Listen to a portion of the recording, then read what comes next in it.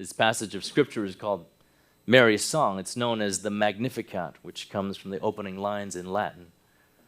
Comes after she's been told, like Manoah's wife in the Old Testament, that she'll be the bearer of the child who will bring good news. And after she says, I'm the Lord's servant, let it be with me just as according as you have said, essentially, Amen.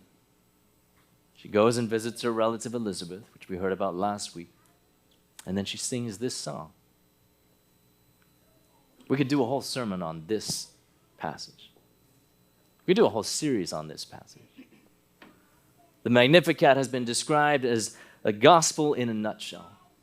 Rulers and governments have banned it because of its subversiveness, because it talks about the powerful being brought down from their thrones. Those with money feel uncomfortable with it because it talks about the rich being sent away empty-handed. It paints a very clear picture of who God is and whose side God is on. The God Mary sings of is a God of justice, a God of shalom, a God who desires the liberation and the flourishing of all, the oppressed from the chains of dehumanizing systems and treatment, and the oppressor from the prisons of their deluded narratives. The poor from the desperation of unnecessary need, and the rich from the foolishness of thinking that material resources are the measure of well-being. This is the God Mary sings of. This is the God of the Bible, the God who took on flesh and became human, became poor, helpless, marginalized. This is the God who made the heavens and the earth, who desires to make their home in each of us and among us. This is the God who longs for their peace to be upon this earth, for God's kingdom to come on earth as in heaven. This is the God in whose presence true joy is found. Joy is the most infallible sign of the presence of God.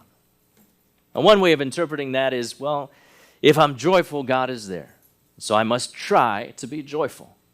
I must try to find or create joy. But I don't think that quite gets it. I think instead it's the other way around. Where God is, there is joy. So seek God and find joy there.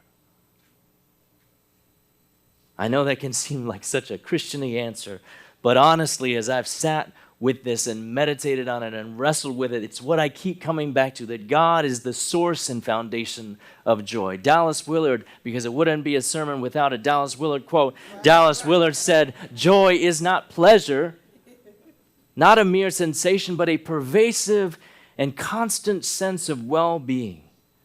Hope in the goodness of God is joy's indispensable support." Joy is not just happy feelings all the time. It's being with God and knowing deep in our bones that we are secure. Because God is with us, and this God is just and loving, and this God is working for good in all things.